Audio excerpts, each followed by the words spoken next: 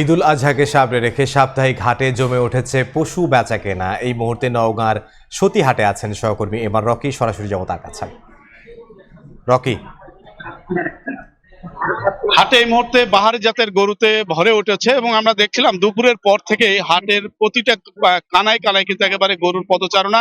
আশপাশের যেসব খামারি ছিল, যেসব তৃণমূল পর্যায়ে গরু লালন পালন করে থাকেন, তারাই মূলত এই হাটগুলোতে এই মুহূর্তে গরু তুলছেন এবং গত ৩-৪ দিনের ব্যবধানে কিন্তু হাটে এই মুহূর্তে পর্যাপ্ত গরুর যোগান এবং আমরা দেখছিলাম যে পরিমাণ গরুর এখানে উপস্থিতি, সেই তুলনায় কিন্তু ক্রেতার উপস্থিতি কিছুটা কম এবং ব্যাপারী আসলে দূরের ব্যাপারী এলে হাটে কিন্তু বেচে কিনাটা আরো জমজমাট এখানকার যারা খামারি তারা বলে থাকেন।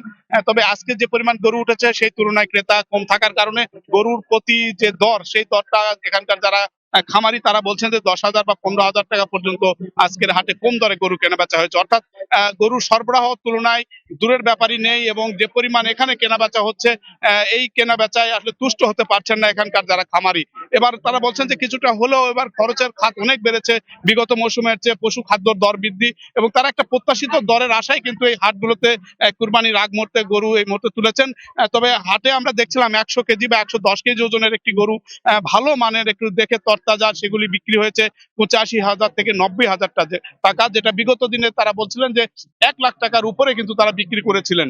অর্থাৎ দর ওঠানামার এই চিত্র কিন্তু বিগত কয়েকদিনের ব্যবধানে হয়েছে, কারণ গত 2-3 দিন হাটগুলোতে পর্যাপ্ত বৈরী হওয়ার কারণে উপস্থিতি কম ছিল ব্যাপারীর।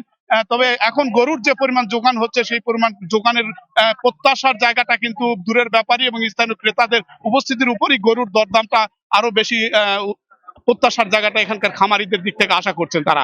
তো এই ছিল নওগাঁর সতীহাটে সার্বিক গরু বেচা কেনার খবর আমার কাছে। নওগাঁ থেকে সহকর্মী এমআর রকি।